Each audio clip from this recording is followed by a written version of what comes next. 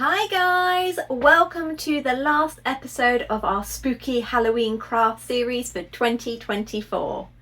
Today we're going to be making some cute Halloween style lanterns, which are sure to add the finishing touch to your spooky Halloween decor. So let's jump in.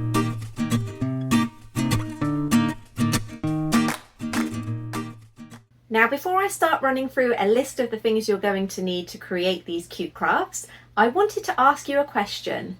Where in the world are you from? I've been having a little look at my demographics for YouTube and I was very surprised to see that England wasn't where most of my audience live. So I would love it if you could comment down below the country that you live in and the area too. Let's find out just how far my videos are reaching. For today's Halloween lanterns, we are going to need some A3 and A4 cardstock. This is from PaperCutz and is 160 GSM. Some tracing paper, also from PaperCutz, and this one is 92 GSM. This allows you to have a nice soft glow that shows through. Some double-sided tape and a Pritt stick. You're also going to need a battery-operated candle. This one has got a flicker glow, but you can just use a standard if you would prefer. Although you can cut this out by hand, I would strongly recommend using a cutting machine. I'm going to be using my Silhouette Cameo. Now, safety first. Because we are going to be using paper to create our lanterns, we obviously don't want to be using a real flame. That's why I have purchased these cute little battery-operated candles from Amazon.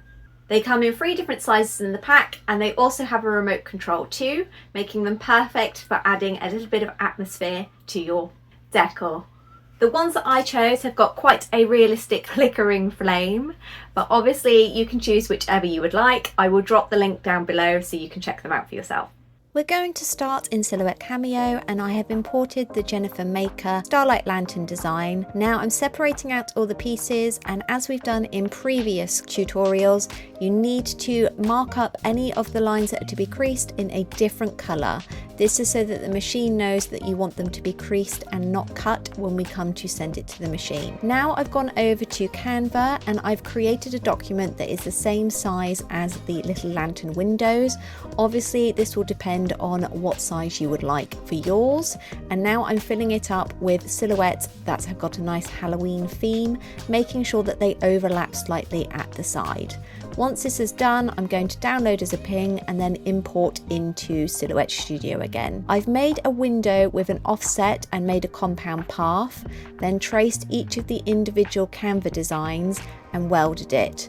Once you've done that, you need to ungroup and delete the little bit around the outside and then remake as a compound path again.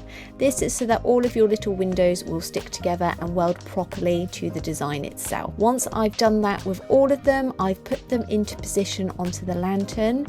It might be a little bit easier if you turn off the colour for this, just so that you can see exactly where you're lining up. And then I go through and I use the Silhouette Studio tools to make sure that they are all aligned and spaced evenly. After that, it's time to release the lantern from the compound path and then delete out all of the original windows, leaving yours in place. Then I'm just going to make the compound path between the new windows and just the outline of the lantern itself. For my smaller round lanterns, I've gone over to Canva and I've made a document the same size that I want it to be. I've done this by figuring out the radius of my candle and then adding 2 centimeters onto it. Canva's got so many brilliant elements that you can make your own spooky scene up with no problems.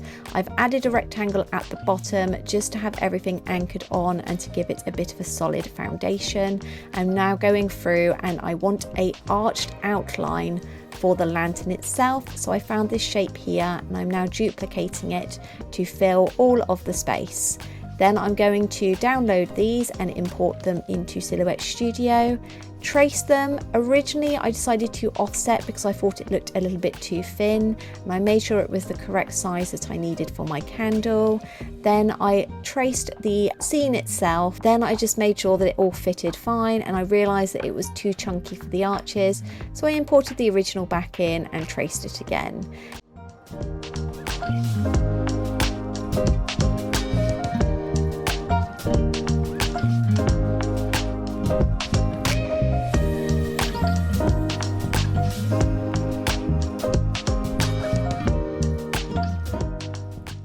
I'm going to line everything up, and once I'm happy with the position, I'm going to add tabs onto the end and duplicate it so that you've got a tab on both ends. This is what is going to secure it with the double-sided tape. After that, you need to select everything and weld. Then I'm going in and having a tidy up of any floating items that aren't secured and anything that's not traced properly by making additional shapes and welding. Now it's time to actually start cutting. So if you remember, we changed the colour of our crease lines, so you need to tell Silhouette that the purple line, or whatever colour you've chosen, is to crease, and make sure you make your settings accordingly. For the cut settings, I used a force of 27, a blade depth of 3, overcut on and cut twice. Now that everything is cut out, it is time to assemble. Before we do that, I want you to just check out the detailing here. These are probably 0.5 millimeter thick, and yet just look how perfect and cleanly cut they are. It really does make all the difference when you find a good quality cardstock, such as the PaperCutz one, and you've got the right cut settings on your Silhouette Cameo. So now we are going to go through all of these score lines here and just fold it all together, and then we need to make sure that these line up as well. As you can see, I went a little bit too heavy-handed with the tracing paper.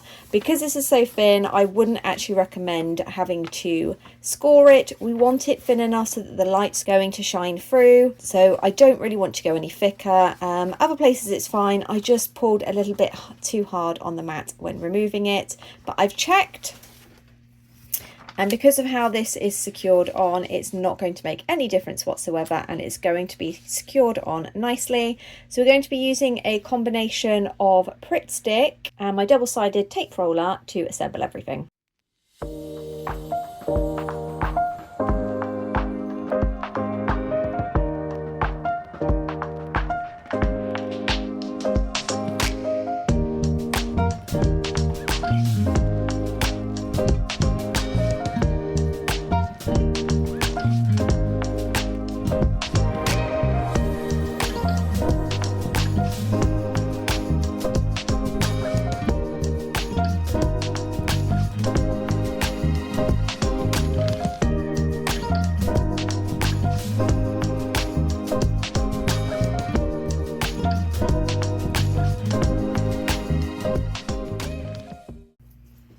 So these round ones are exactly the same. You've got your main colour with the design on, and then we have the tracing paper that needs to be secured over the top, ready to assemble.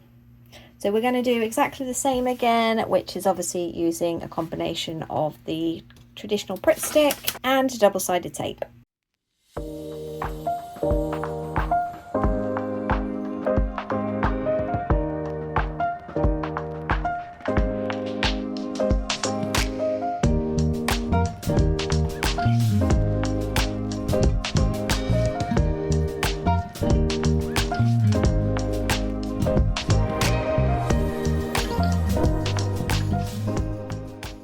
Just look how amazing these have turned out. Obviously it's a little bit hard to see at the moment because we are in daylight. I'm going to pop the lights off so you can see a little clearer.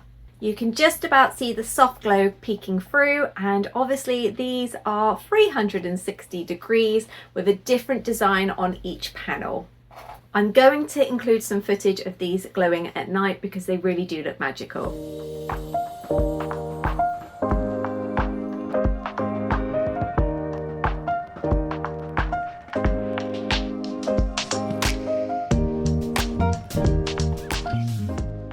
The fact that these are flame proof means that they are also child and pet safe too, and as you saw in Canva, there are so many different graphics that you could use that the possibilities really are endless for this craft. I would like to say a huge thank you to PaperCutz for sponsoring today's video. As you saw earlier, having a high quality cardstock really does make all the difference when you're trying to cut out those fine details. I'd also like to extend a great big thank you to you guys too for watching. As you may have noticed, we have just become monetized. Yay! I am over the moon, and it wouldn't have been possible without the support from you guys. So a great big Thank you to each and every one of you. If you haven't subscribed yet, definitely do. I post craft related videos every Friday and it will either be a review or a craft along with me. I hope you've enjoyed this series for Halloween. As you can tell, it is one of my favourite times of the year. If you have any comments or questions, drop them down below and I'll get back to you. As always, you can find a full list of everything that I've used in the description box down below. Thanks so much for watching and I'll see you next week. Bye!